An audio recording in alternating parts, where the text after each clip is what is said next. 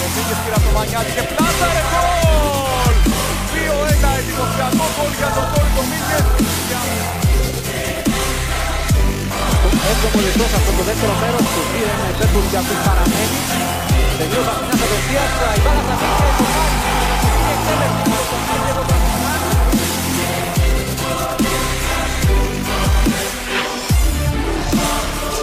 Βρίσκει ανοιχτό χώρο μπροστά του Ντουντού. Ο Ζαΐρη θα πάρει την μπάλα δεξιά. Πάει να μπει στην περιοχή ένας με έναν, είναι καλός αυτά. Κάνει τη σέντρα έξυπνα. Ο Μήτρογλου 2-0. 2-0 από τον Κώστα Μήτρογλου. Το Μητώνο το Μήτρα. Καλύπτει το Καστουράνι που παίρνει ο Μαγκούν. Ελέγχει Αμπτούν. Λέβας. Αμπτούν. Με το Σαριέγγι αφουλείται από τη θέση του Μήτρα. Ο Αμπτούν 1-0. Ο Αμπτούν στα 51. Τότε του δευτερόλεπτα της φάουλ.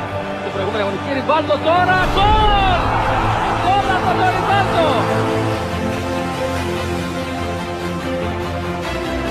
Ζητά φάουλ από τον διαιτητή που αφήνει το παιχνίδι. Ξεκινά πίσω από τη μεσαία γραμμή την αντεπίθεση του Ολυμπιακός. Βγαίνει πια με τον Κόκκιτς σε μια ακόμη προσπάθεια. Αυτός γυρίζει για τον Καραπιάλη που κάνει ένα περίτεχνο πλασέ. Δεν υπόλεψε. Το όπλος αλλά πέρασε. Έτυχε μετά του. Βάνει σε δύο τρίπες και καταπληκτική κάθε τη παλιά. Ο Τζόρτζεβιτς περνάει. Ο Τζόρτζεβιτς απέναντι στο γκολ. Ναι, καταπληκτικό γκολ.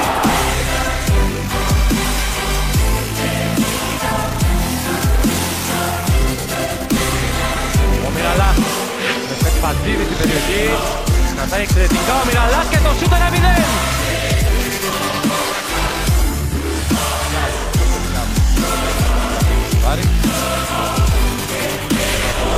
Θα το πούμε, Γιωργάτος πέρασε την μπάλα εκπληκτικά πάνω από τον Δίκος και κάνει το 0-1.